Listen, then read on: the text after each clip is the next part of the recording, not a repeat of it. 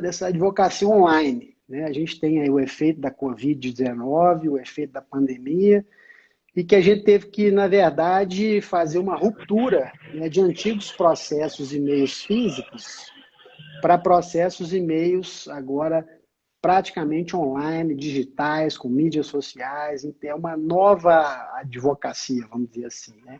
Então, gostaria de que o senhor tecesse alguns comentários em relação a essa nova advocacia, essa advocacia online, e a gente pudesse debater um pouquinho aí dessas questões atuais. Doutor Felipe Palhares, primeiramente queria agradecer mais uma vez o gentilíssimo convite. Um prazer atender a esse chamado. Também queria saudar aqui o doutor Evandro França, que nós temos essa parceria na advocacia em relação aos escritórios, que tem atendido inúmeros clientes com bastante eficiência. Nós somos advogados que gostamos muito da profissão, o que facilita bastante a atuação técnica, e falar aqui para o seu público de um assunto que, na verdade, me toca bastante, até porque é um tema que converge dois aspectos da minha atuação profissional, que é a área acadêmica com a área profissional como advogado, que vão, em alguma medida, nesse momento, convergir até por conta da aceleração que esse momento de pandemia induziu no que vai conduzir ao chamado fenômeno dos tribunais online, que, para além de ser tão somente uma transformação da utilização do processo tradicional ou da estrutura do processo presencial, do processo utilizado em supostos tradicionais, para um ambiente virtual, na verdade, acaba promovendo uma série de novas formas de atuação técnica do profissional que vai induzir uma necessidade imediata de atualização e de adaptação em conformidade com esse novo ambiente. Essa tendência dos chamados tribunais online já é uma tendência que vem sendo estudada ao longo dos últimos anos. Eu mesmo já tive a oportunidade de escrever bastante sobre o tema, no sentido de perceber que o emprego de novas tecnologias, de novas plataformas, de novos modos de promover a interação online, vem induzindo tanto a adaptação das formas tradicionais, a automatização de alguns aspectos no que diz respeito a questões da própria estrutura do procedimento. Então, por exemplo, uma série de tribunais hoje, o Tribunal de Justiça de Rondônia, o Tribunal de Roraima, o Tribunal de Justiça do Distrito Federal e Territórios, o Tribunal de Justiça de Pernambuco, esses tribunais todos vêm adotando ferramentas para automatizar uma série de procedimentos. Por exemplo, as execuções fiscais, elas vêm sofrendo um trato específico que, por exemplo, através de uma ferramenta denominada ELIS, do Tribunal de Justiça de Pernambuco, ou do POC, no âmbito do Tribunal de Justiça do Rio de Janeiro, eles vêm criando a possibilidade de análise das petições iniciais e das certidões da dívida ativa por um algoritmo com o emprego, inclusive, de mineração de processos de inteligência artificial, no qual o algoritmo ele faz um trabalho de inúmeros serventuários para analisar, por exemplo, se as petições iniciais das execuções fiscais atendem aos requisitos normativos, seja da Lei 1830, seja da legislação tributária, e no que diz respeito à própria CDA, para verificar, por exemplo, se há uma situação de prescrição, de modo que há um treinamento específico da máquina para que ela promova essa análise automática e, inclusive, otimize o tempo procedimental das execuções fiscais, que representam um coeficiente enorme das mais de 80 milhões de processos, dos mais de 80 milhões de processos que nós temos no sistema atual.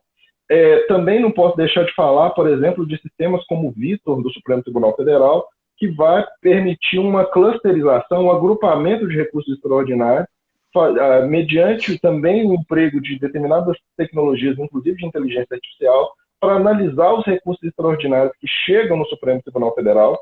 O algoritmo ele faz uma leitura das peças e já verifica se aqueles recursos estão em consonância com algum dos temas de repercussão geral que o tribunal já teve análise, e para permitir o que? Um julgamento agrupado daqueles casos, de modo a, inclusive, poupar a atividade humana, que é basicamente mecânica, é basicamente repetitiva. Então, eu já tenho um primeiro passo, que já vinha sendo implementado antes da pandemia, que era essa tendência de automatização de uma série de aspectos.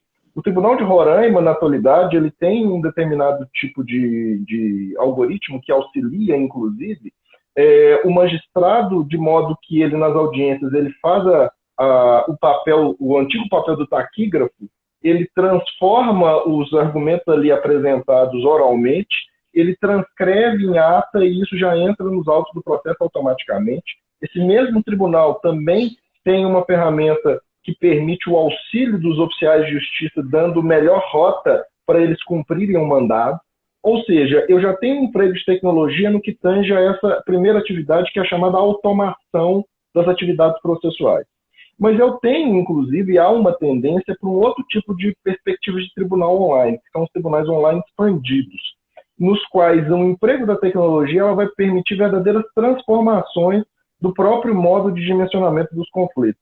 É o caso, por exemplo, só para dar um exemplo que todos em alguma medida conhecem, do emprego em alguns tribunais do chamado consumidor.gov, para resolver, através de uma plataforma de ODR, de Online Dispute Resolution, uma etapa inicial nos procedimentos envolvendo ações no Tribunal de Justiça do Distrito Federal e Territórios, do Tribunal Regional Federal da Primeira Região, no qual, em determinados tipos de processos, quando o autor ingressa, vai automaticamente para essa plataforma para se tentar uma negociação online e resolver o processo através de autocomposição. Então, eu já tenho um movimento todo para se pensar numa mudança de ambiente. Só que a pandemia ela acelerou esse movimento. E ao promover essa aceleração, o que foi automaticamente necessário? Os tribunais e muitos juízes que eram refratários ao emprego da tecnologia e muitos advogados que estavam acostumados com um tipo de atuação profissional na qual ele, basicamente, ele já estava habituado a realizá-la, seja no que tange a elaboração das petições, seja no que diz respeito ao modo de promover, por exemplo, um despacho presencial com um desembargador-ministro ou com um juiz de primeiro grau, ou o próprio modo de fazer uma sustentação oral, ele se viu constrito a mudar o seu modo de atuação. E se ele simplesmente quiser fazer uma adaptação grosseira desse modo de atuar, as chances dele ter uma perda da capacidade de influenciar o decisor se mostram de modo muito claro. Porque se o advogado ele não percebeu que o ambiente mudou, e ao mudar o ambiente, o modo dele apresentar a sua argumentação, ele precisa sofrer uma adaptação, ele está perdido. Por quê? Se já havia uma tendência de mecanização da justiça pelos números absurdos que o sistema jurídico brasileiro tem. E é uma característica típica do sistema jurídico brasileiro. Esses números, às vezes que eu sou convidado para dar alguma palestra no exterior, e eu vou falar dos números do Brasil, as pessoas ficam assustadas. E eu não preciso nem ir para a Europa ou para outro país que dito ou que nós supostamente acreditamos ser um país desenvolvido.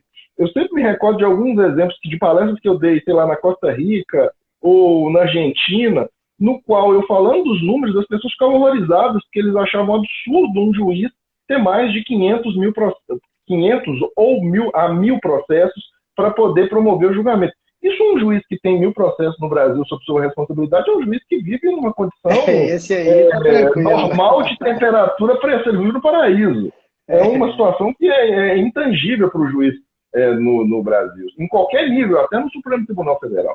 Então, a partir do momento em que há uma mudança desse ambiente, automaticamente o advogado tem que promover uma mudança no seu modo de atuação. E como se dá essas mudanças? Eu vou indicar exatamente algumas que eu, inclusive, já levo a cabo no escritório há bom tempo, mesmo antes da pandemia, mas que já ofertavam um efeito no que tange a percepção da função precípua do advogado da atualidade no sistema jurídico brasileiro. Eu sou repetitivo, mas vou falar isso pela milésima vez. A função do advogado no sistema atual é promover individualização dos seus casos. A ideia de que o advogado deve oferecer defesa técnica é óbvia, claro, todo advogado deve fazê-lo. Mas o advogado, num sistema que os juízes têm tantos processos e que tem tanta dificuldade de dar vazão na sua atividade, o advogado ele tem a função de promover individualização de casos. Ou seja, ele mostrar que o caso dele é diferente daquele banco de decisões que o juiz já tem ali prontas para ele promover mudança de número de autos e de nome de parte. ou fazer uma adequação aqui a colar na fundamentação e entregá-la para nós. A função dele é mostrar as especificidades fático-probatórias do seu caso, ou mesmo distinguir alguma questão jurídica, mesmo quando envolva alguma matéria envolvendo precedentes, na qual ele vai ter que mostrar em que medida que aquele caso dele merece uma decisão de alfaiataria, ou seja, uma decisão feita para aquele caso, e não uma decisão que ele vai simplesmente reproduzi-la mecanicamente de outras decisões que ele já teve a oportunidade de tratar. Se o advogado não se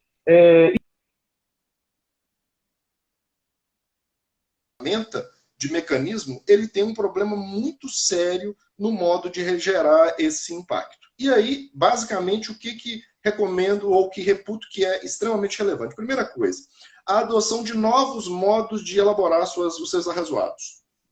Isso por quê? Eu preciso colocar uma coisa muito clara. Os advogados são acostumados a escrever petições de determinado modo. E eu não recomendo que eles promovam uma mudança total desse modo de peticionar. Até do ponto de vista gráfico, não é conveniente que ele faça algo extremamente inovador. Porque existem estudos que mostram que o cérebro humano não está acostumado com coisas muito inovadoras. Causa estranheza. Até nas artes, uma coisa muito diferente. O olhar do leigo, de quem não domina as artes, às vezes é um olhar de estranheza, porque aquilo aquilo não é familiar a nós. Então o cérebro está acostumado a obter informações de algo que seja familiar. Mas ser familiar não significa não ter um elemento que chame a atenção, um elemento que induza uma facilidade do seu destinatário principal, que é o juiz, você está falando para ele, que chame a atenção dele. Então, o que o advogado ele precisa pensar é o quê? O juiz está fazendo a leitura das suas petições onde? Ele está normalmente fazendo a leitura das suas petições ou numa tela de computador ou numa tela de celular. A petição que ele está apresentando, ela é hábil de ser lida naquele ambiente? É agradável? É amigável? E basta você fazer um paralelo muito singelo com o que acontece, por exemplo, quando você entra em vários sites. Em alguns sites você consegue entrar e ter melhor, digamos assim, você consegue ficar por mais tempo, porque o ambiente da tela é um ambiente mais amigável. O advogado tem que criar essa mesma noção em relação à sua petição. A petição ela tem que ser agradável para ser lida pelo magistrado. Mas existem técnicas que, de alguns anos para cá, costumou se chamar de técnicas de legal design, ou de emprego do design no âmbito jurídico, que vão usar outros modos de levar a informação para o magistrado. Então, nada obsta que o advogado, numa peça mais consistente, que ele, por exemplo, ele coloque um infográfico na sua informação. Se ele tem alguma informação que ele precisa apresentá-la, um áudio, um vídeo, ele coloca um QR Code que remete a um áudio explicativo, breve, sempre objetivo, um vídeo explicativo, ou uma estrutura gráfica qualquer que induza que a informação seja mais fácil de ser captada pelo leitor, que vai ser o juiz, ou o seu assessor, ou o seu estagiário, que vai fazer aquela análise daquele tipo de material. Então, você deve simplificar a informação para o decisor, para que ele, com pouca leitura ou com análise de alguns aspectos da petição, ele consiga extrair os argumentos mais relevantes da sua peça de ingresso.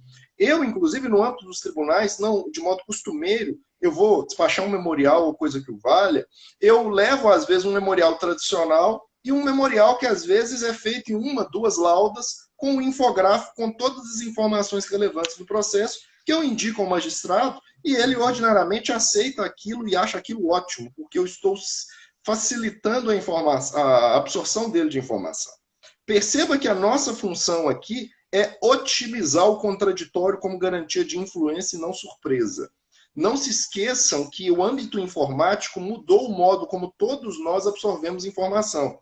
A grande maioria, e especialmente as pessoas mais jovens, percebem que elas têm dificuldade de fazer leituras mais amplas, mais complicadas, mais demoradas, porque o cérebro dele é programado para receber informações imediatas. Mas até nós, que já temos um pouquinho mais de estrada, né, um pouquinho mais de... já temos uma data de nascimento um pouco mais antiga, mesmo nós não temos mais a mesma facilidade de captar informação do mesmo modo. Inclusive, em conversas de WhatsApp, as pessoas costumam até brincar e quando alguém manda uma mensagem muito grande no WhatsApp, você coloca um meme lá, fala assim, eu vou esperar virar série, vou esperar virar filme, porque as pessoas não têm paciência de obter essa informação. Pensa nessa racionalidade sob a ótica do magistrado e tente levar a informação para ele do modo mais objetivo possível. Isso não significa que você, em determinados casos mais complexos, não vá precisar de fazer uma petição mais extensa. Mas, às vezes, ao fim da petição, você coloca um infográfico ou uma linha do tempo mostrando qual foi a linha de raciocínio que você está ali empregando, que vai facilitar o magistrado fazer a leitura daquilo. Então, o âmbito tecnológico, o âmbito dos tribunais online, induz a necessidade de que eu crie novos modos de elaborar os meus arrazoados. Inclusive, todas as pessoas que mexem com legal design, e aqui entendido design como uma ciência que resolve problemas e não como uma ciência que deixa as coisas bonitas. Design é para resolver problema. Design não é para deixar nada bonito. Então, não é você pegar e fazer uma petição colocando um meme, como de vez em quando tem uns advogados, inclusive sendo repreendidos, com razão pelos magistrados, quando ele faz uma coisa que não cabe. É ele auxiliar na obtenção das informações por parte do decisor. Então, o primeiro aspecto é a própria mudança do modo como você vai elaborar suas peças. Só que, para isso, você precisa de ter algum substrato, mesmo teórico, para a compreensão disso. Eu mesmo já escrevi sobre isso no último livro que eu publiquei, sobre inteligência artificial e direito processual, no qual, inclusive, eu esmiuço como que essas técnicas de visual law, de emprego desse direito hipermodal, com uso de links, hiperlinks, infográficos, figuras no âmbito das petições, facilita a compreensão do magistrado, e isso, inclusive, é comprovado através de pesquisas empíricas. O doutor Diéler, eu posso só fazer um complemento ao que o senhor está falando? Essa informação que o senhor está nos passando, né, na verdade, essa grande aula, é uma das coisas mais atuais que todos nós que somos operadores do direito podemos fazer uso dela. Por quê? Quando você pega todas as práticas, né, que foram... Porque a gente não tem esse legal design, uma cadeira nas universidades sobre legal design. Alguns juristas e alguns professores que estão à frente aí, que estão levantando essas questões. Porque o modo hoje da advocacia, ela mudou, né, completamente, né, dentro dessa explanação que o senhor está nos dando, ela mudou completamente. Então não adianta mais a pessoa ser aquele advogado tradicional que fica atrás da mesa ali, que o cliente vem, ele fica ali. Isso exatamente acabou. E eu lembro há muitos anos, né, alguns anos atrás, que a gente tinha que despachar, às vezes, com um processo, você chegava, às vezes, numa outra comarca, eu já cansei de milhares de vezes no interior de São Paulo, às vezes até em Salvador, você chegava lá, e aí você tinha que procurar o processo, o cara achar o processo, para depois você ter que fazer a juntada da petição, depois subir com urgência, despachar. Quer dizer, era um arcabouço de tanta, assim, de perda de tempo, que a gente fazia quase que um trabalho de 90% ali mecânico, sem quase que nada de informação e inteligência, e 10, 20% de realmente informação e inteligência, as petições e tudo, para poder debater um assunto que você demorou 30 horas para achar o processo, para abrir a página. Quer dizer, pois é, e a ideia desse emprego, dessa tecnologia, é você pegar essas 30 horas para você pensar no melhor modo de convencer e de persuadir o magistrado da sua linha de defesa, como que você vai prototipar a sua petição, de modo a que a informação ela se mostre mais fácil de absorção por parte do magistrado. E aqui pontuo, isso não significa que o advogado deva ou não precise de ter uma formação consistente do ponto de vista técnico. Não é isso. Pelo contrário, ele precisa de ter um domínio dos institutos processuais, dos institutos jurídicos em geral, para ele conseguir, inclusive, apresentar a informação de modo que ela fique clara e didática para o magistrado. Então, o Visual Law, ele é uma técnica de redação, é uma técnica de emprego das peças, e eu estou dando uma conotação. O Visual Law, normalmente, ele é estudado no sentido de auxiliar o advogado a conversar com os seus clientes. Ou seja, para fazer com que o cliente leigo entenda as suas informações. Eu estou dando uma abordagem diferente aqui. Eu estou falando do Visual Law para eu facilitar a interação do advogado com o magistrado. Não, e é duas questões. Nós estamos tratando de uma questão que é beleza e conteúdo. É beleza Exatamente. E conteúdo. Não adianta ser só uma beleza sem conteúdo. E eu digo até mais, a questão não é nem ser belo, é ser funcional. É a informação gerar o impacto almejado de promover um convencimento do magistrado. Esse é o intuito. Só que percebam, a partir de agora nós demos um passo, digamos assim, forçado nos tribunais online, com a tendência do emprego ou da impossibilidade que eu tenha um contato físico com o magistrado. Isso de imediato já gera um problema em termos de persuasão, porque a presença física do advogado gera a pluridimensionalidade da postura, do modo como promover a interação com o magistrado, o modo de poder conversar e ver, inclusive, qual que é a impressão que a sua fala, para você, inclusive, dentro de uma sintonia fina que a experiência da advocatícia nos oferece, para você, inclusive, até saber como apresentar a informação para o magistrado.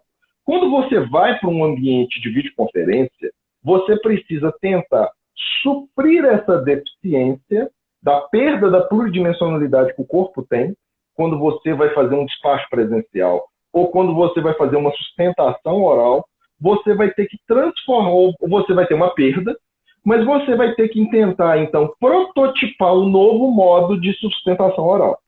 Então, você vai poder também se valer de algumas ferramentas para, enquanto você está ali falando, às vezes uma informação importante dos autos ser apresentada, projetada na tela. Ou seja, você vai começar a ter que pensar em modos nos quais você vai ter que reduzir o tempo de exposição, porque mesmo no ambiente presencial, uma sustentação oral de 15 minutos, ela só se justifica em casos muito peculiares, no qual você precisa esmiuçar muitos aspectos do processo, da discussão, da lide ali em discussão.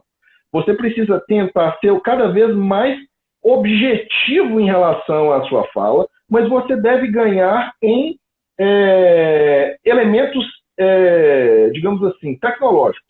Eu, inclusive, já venho chamando isso de hiperoralidade.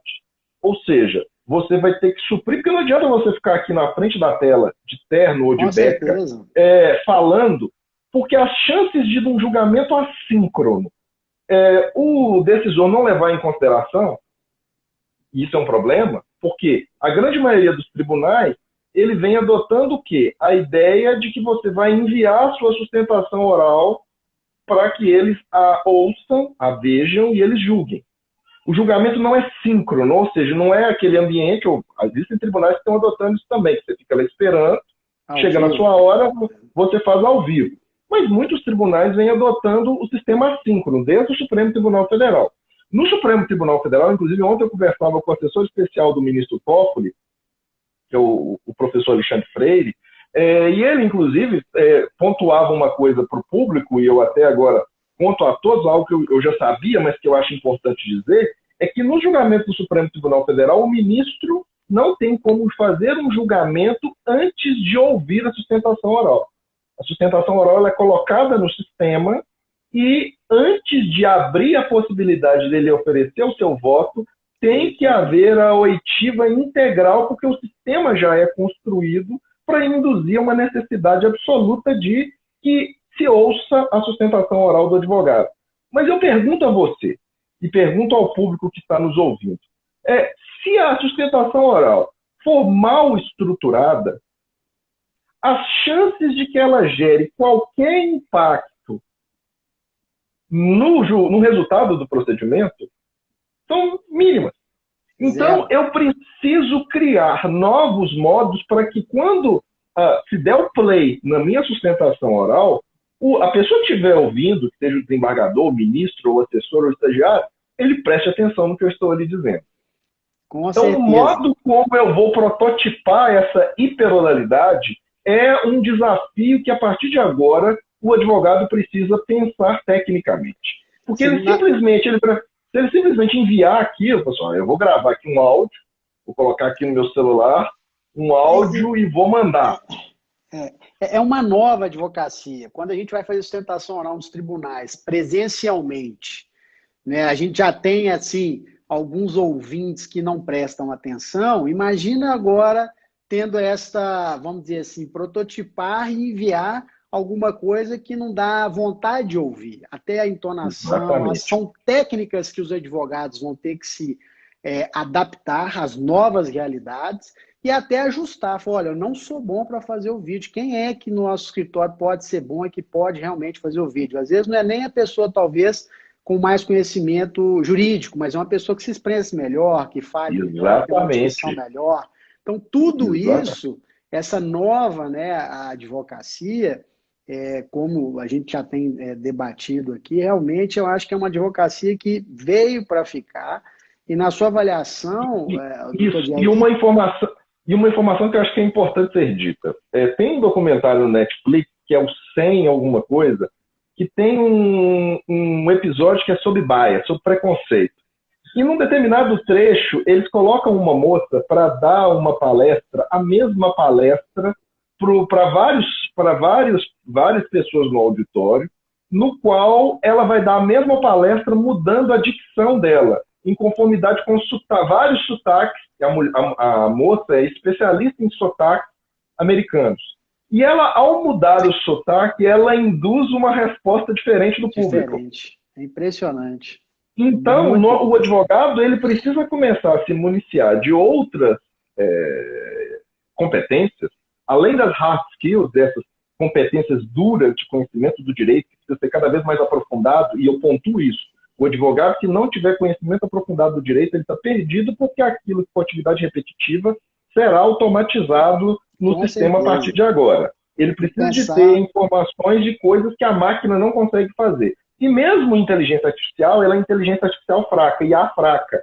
Ela é um agente especialista, ela resolve um problema. Ela não tem a capacidade do cérebro humano de resolver um sem número de problemas de modo contínuo. Não é Skynet do Exterminador do Futuro.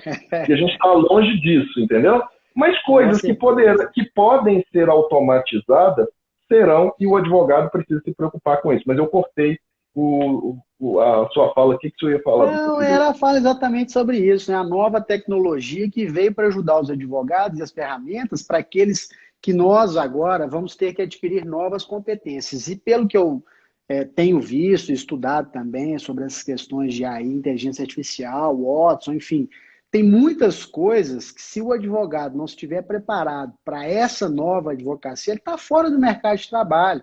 Porque é muito dinâmico. Eu vejo que hoje, especialmente, os clientes querem, né, querem a proatividade, querem o êxito, mas querem coisas diferentes. Eles não querem mais aquela advocacia de discussão, de coisas, querem soluções. Os clientes querem soluções, especialmente no momento de crise. E a gente sabe que, né, os empresários estão muito apertados aí sobre todas essas questões aí financeiras, econômicas. A gente entende que é uma nova forma que os advogados vão ter que se comportar e adaptar com essa nova realidade para que realmente possam ter bons êxitos, né? E como a gente sabe, né, o seu escritório, o escritório do Dr. Evandro, a gente tem acompanhado essas inovações e, por incrível que pareça, né, ela veio para somar e temos grandes êxitos, né, os nossos clientes, e eu tenho certeza que todos aqueles clientes aí que, né, têm feito os trabalhos com o Dr. Diério, o nosso escritório, o Dr. Evandro, enfim, tem tido uma grande satisfação por nós tentarmos trazer essas inovações, esses diferenciais aí exatamente para essa nova advocacia. E dentro desse tema, doutor Diério, eu acho que a gente abrangeu aí bastante, eu acho que dava aqui para ficar aqui uma noite aí só sobre esse tema falando, porque realmente ele aguça muito aí as nossas inteligências e o Brasil inteiro está passando por isso, acho que o mundo praticamente todo, mas especialmente no nosso meio jurídico, né, está passando por essas transformações. Mas tem uma coisa que tem me chamado bastante atenção, eu gostaria até de adentrar nesse tema aqui, sair um pouquinho, que é o seguinte, eu vejo que hoje a gente está vivendo um mundo praticamente quase que transparente. Todos os dias, imediatamente, você tem as informações, você acessa, você pode acompanhar. E uma das coisas que eu tenho percebido em relação à nossa legislação, especialmente aí a tripartição dos poderes, de Montesquieu, que veio, né, um iluminista que veio para tentar equilibrar os poderes, né? A gente tem lá o executivo, o legislativo, o judiciário. Eu vejo que existe hoje, né, dentro de um contexto, uma interferência, hoje, especificamente, como nós somos juristas, né, do meio aí, judicial, do meio jurídico, em relação às questões e decisões de atos discricionários do presidente da República, às vezes do Congresso. Então, eu tenho percebido, em alguns casos, né, e aí você vê assim algumas decisões, muitas vezes, do controle lá jurisdicional e do judiciário, especificamente do STF, que é a nossa Suprema Corte, às vezes, talvez, entrando em méritos, especialmente agora com esse advento da pandemia, né, do Covid-19, às vezes eu tenho percebido, em alguns momentos, o STF tentando, às vezes, legislar, eu vejo, às vezes, o STF, às vezes, tentando aí ser o executivo, e aí a gente fica naquele dilema, assim, dentro desse contexto, né, quem controla o STF? Né? Como é que a gente tem um controle de quem está nos controlando? Poxa, você tem um ato discricionário executivo, o STF interfere. Você tem um ato legislativo, o STF interfere. E quando o STF, propriamente dito, ele vai contra algumas regras ou alguns ditames, os princípios legais, como que a gente faz?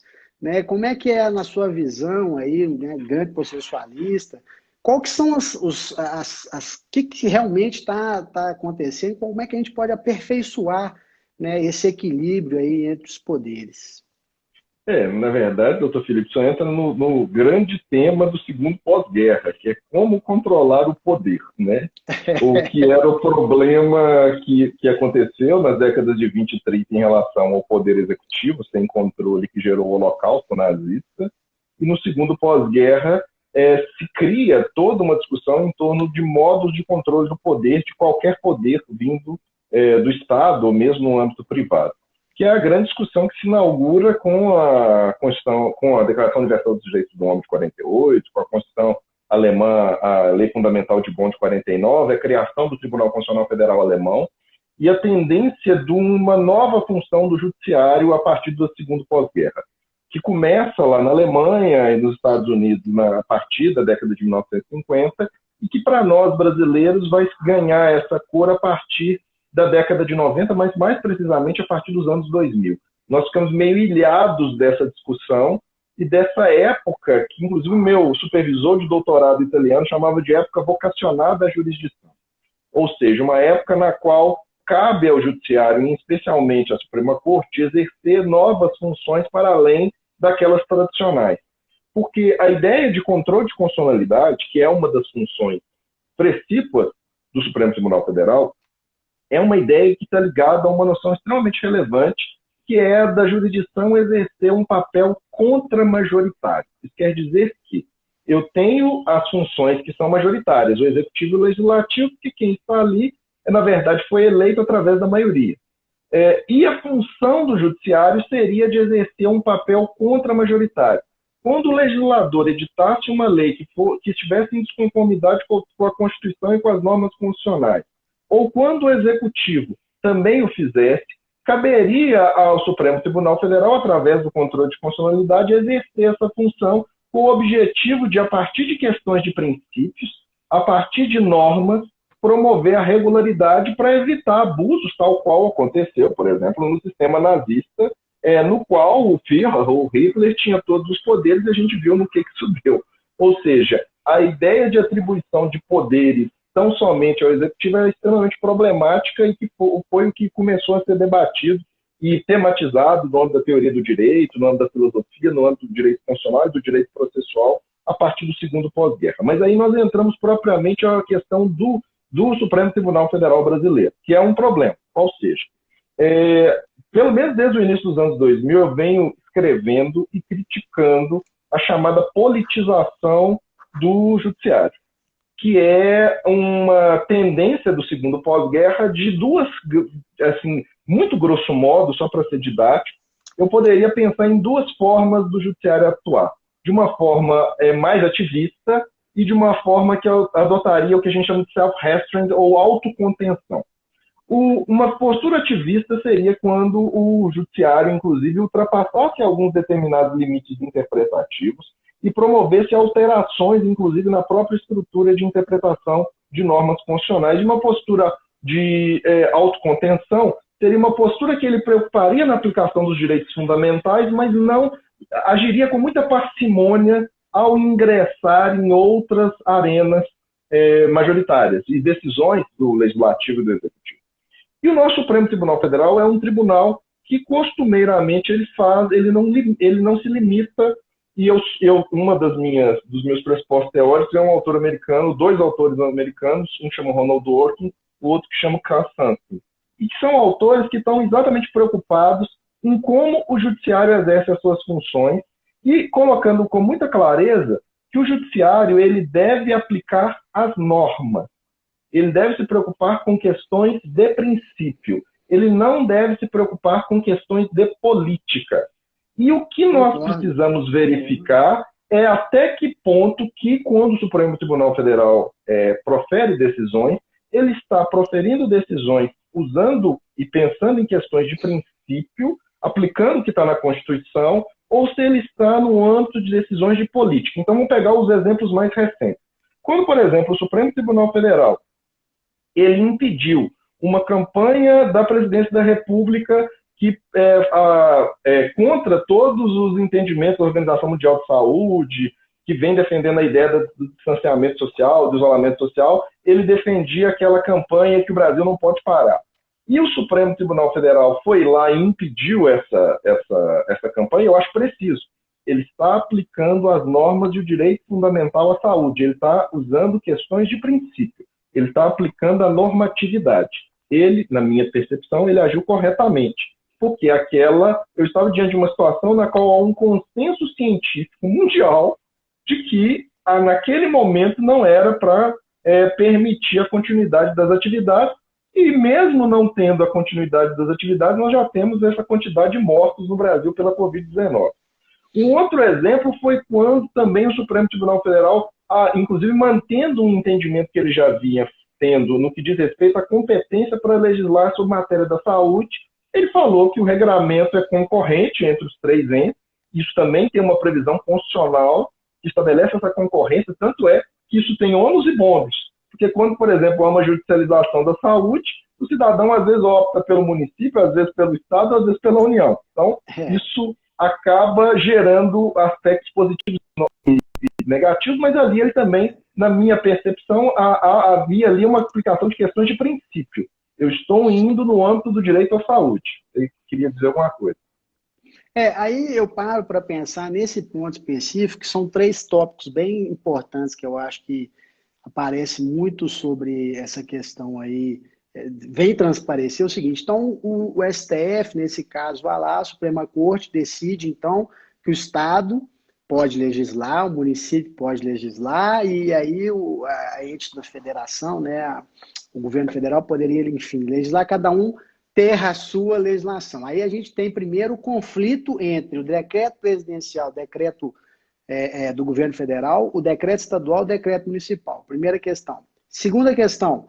Agora o Barroso acabou de falar que a Suprema Corte vai ter que se posicionar em fazer um lockdown. Então, e teve até um outro caso interessante sobre essa questão também, onde parece que um município, o decreto estadual proibia e o decreto municipal autorizava a voltar a funcionar as atividades. E aí eles entraram, a Suprema Corte falou então que não, deveria manter fechado. Ou seja, ela acabou também interferindo nisso. E o último... Mas perceba, nesses casos, o entendimento do Supremo Tribunal Federal em matéria de saúde, há muito no que tange a competência legislativa, ele já adotava a ideia do que ele chama de teoria da preponderância de interesses em prol da mantença do direito à saúde. Então, a decisão do Supremo Tribunal Federal, pelo menos nas que eu tive a oportunidade de acompanhar, foram todas decisões no sentido de manter as maiores cautelas em torno da mantença do direito à saúde. Agora, há uma decisão que, para mim, é uma decisão ativista e que o Supremo está agindo em questões de política, que é a questão da nomeação do Ramage. Esse é um caso muito problemático, porque, nesse caso, perceba, o Supremo Tribunal Federal, independentemente de você gostar ou não da decisão, porque cada um vai achar de um modo, a partir de uma predileção política sua. Mas o Supremo Tribunal Federal, ali, ele num mandado de segurança, que é um procedimento, do ponto de vista processual, de cognição sumária, que trabalha com a ideia de prova pré-constituída, o ministro Alexandre de Moraes, ele profere uma decisão que, numa situação que é uma questão de desvio de finalidade, na qual a necessidade da produção da prova é pressuposto do próprio procedimento em contraditório. Então, ali, aquela decisão ela foi embasada em alegações de um ex-ministro, em prints do ex-ministro de supostas conversas ali postas, mas eu não, inclusive já existe um inquérito no Supremo Tribunal Federal das responsabilidades. Ali, quando o Supremo profere esse tipo de decisão, gostando ou não, e aqui não me interessa a questão política, aqui a minha questão é jurídica. Quando ele profere aquela decisão numa data de segurança, ele está inviabilizando, a via processual é inadequada, e o âmbito da liminar ela é indesejável para aquele tipo de matéria. Ali, o Supremo ultrapassa os limites, na minha percepção, e ele não está aplicando o direito do modo correto. Aí eu já caminho para o campo da politização, para o campo no qual o ministro vai assumir um suposto papel que, por exemplo, o próprio ministro Barroso costuma se auto-aplicar para o Supremo Tribunal Federal, que ele chama de papel iluminista do Supremo Tribunal Federal. O Supremo Tribunal Federal dá um empurrão na história, como ele mesmo faz menção.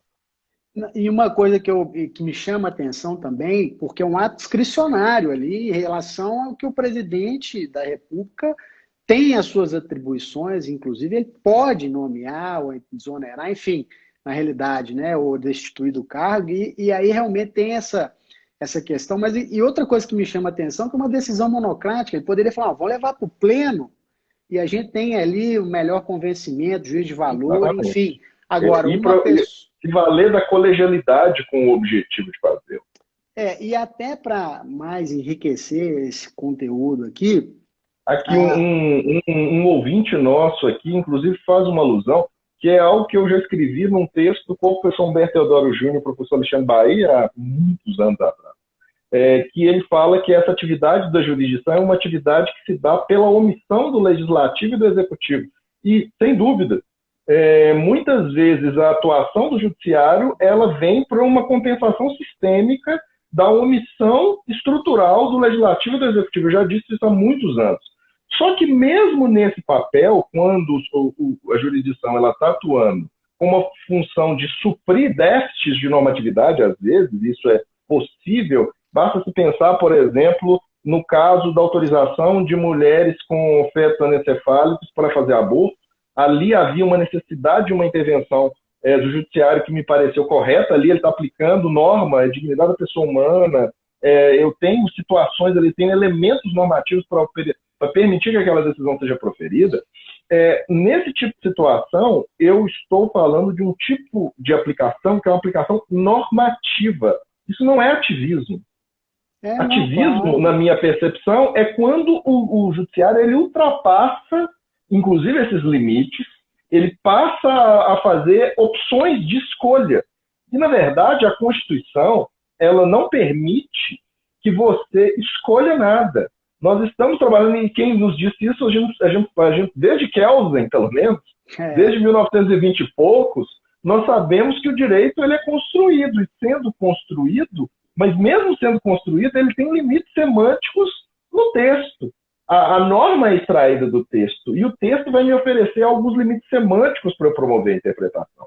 Se eu vou para uma teoria hermenêutica, como de Gadamer ou do próprio Dworkin, a ideia, por exemplo, dworkiniana de integridade, induza a necessidade que eu sempre me paute pela persecução da melhor resposta para o caso, de uma ideia de percepção de coerência, de aplicação adequada da normatividade. O que deve afastar, escolha. Juiz não deve escolher, juiz deve decidir. Julgar. E decidir em conformidade com o devido processo, com o que é correto. E não porque, nesse caso, ele acha isso ou aquilo. Pois não.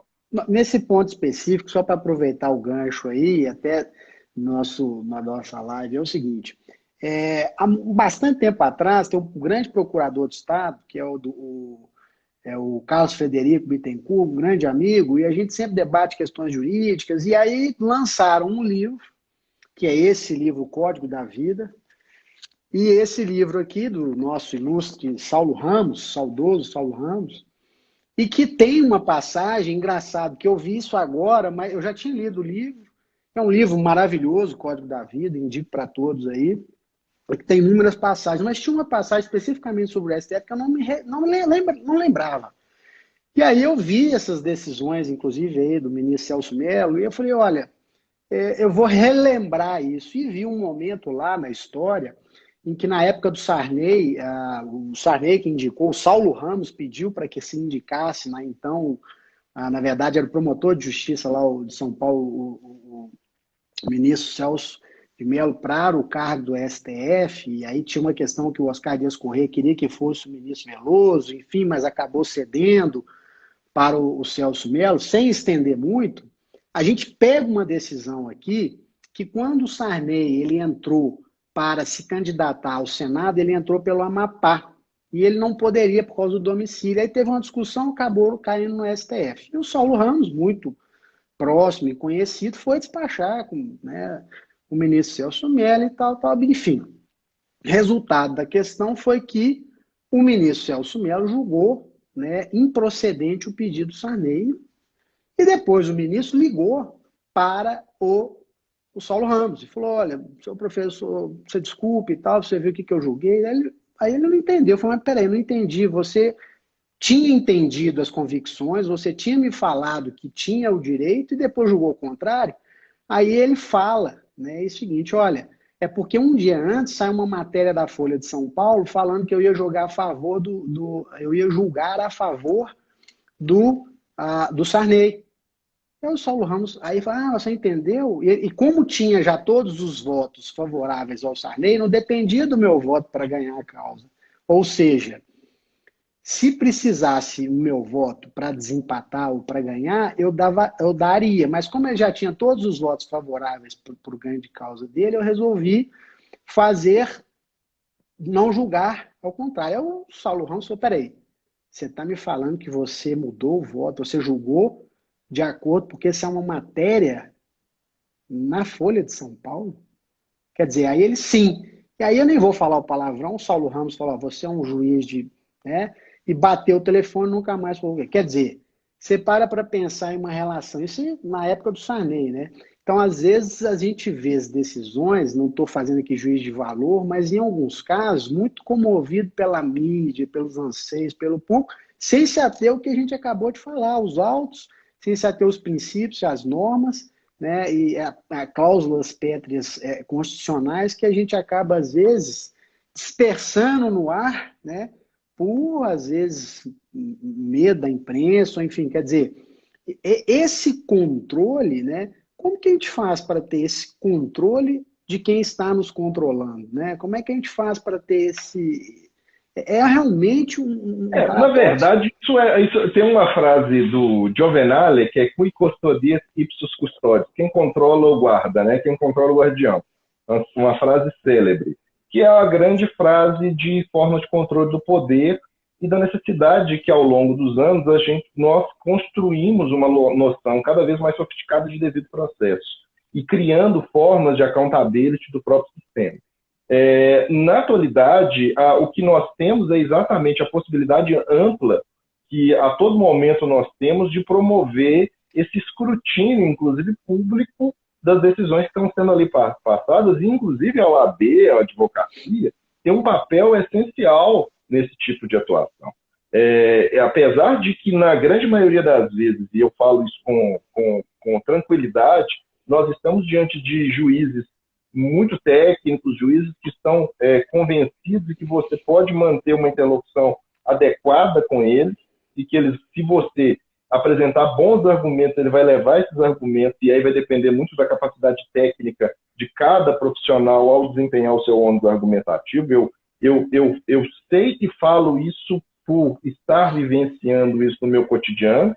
Às vezes também os advogados reclamam muito de não serem ouvidos, mas porque não tem esse senso de adaptação que nós fizemos alusão no início da nossa live, ou seja, ele não está preparado para os novos ambientes e para todos os aspectos que envolvem as novas interações processuais, que deixaram de ser aquelas interações processuais de aprender a fazer uma petição inicial, aprender a fazer o recursinho de apelação, o de agravo, atender requisitos técnicos.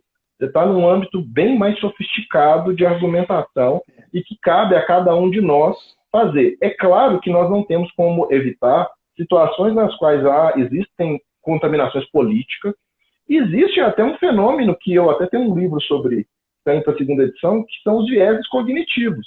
Às vezes, muitas vezes, o juiz está enviesado. Não é que ele queira, ele está de má índole, de má intenção, é porque ele compreendeu equivocadamente a situação, formou um convencimento inadequado e cabe ao advogado, inclusive mediante expedientes como produção de provas, com a apresentação de determinados argumentos, com um despacho bem conduzido, desenviesar o magistrado. Então, essa interação, ela é essencial. Só mais um ponto, que nós temos 1 minuto para encerrar, eu peço desculpa aqui, mas já de antemão eu gostaria de agradecer assim, esse fenômeno aí que é o Dr. Odiele, e até, inclusive, fatos votos que aí dentro de, quem sabe, um dia esteja aí na Suprema Corte, quem sabe, mas que realmente foi um prazer. Queria agradecer muitíssimo, pedimos desculpas aí, acho que nós vamos ter que fazer outra live, por causa do nosso tempo está se esgotando, e agradecer a todos os participantes aí, todos os nossos amigos, clientes, parceiros da Mandatum, todos os nossos advogados, e realmente um grande especial agradecimento aí ao Dr. Odiele. Muito obrigado, desculpe ter que interromper, mas só quero deixar um abraço para todos e para todas. Muito obrigado, boa noite. E dentro, em breve, nós vamos ter que fazer outro, porque realmente foi um recorde de audiência aí, foi bem interessante. Nós vamos estar com vocês novamente aí. Muito obrigado a todos. Uma boa noite. Foi um prazer. Boa noite. Deus abençoe. Obrigado. Boa noite. Boa noite.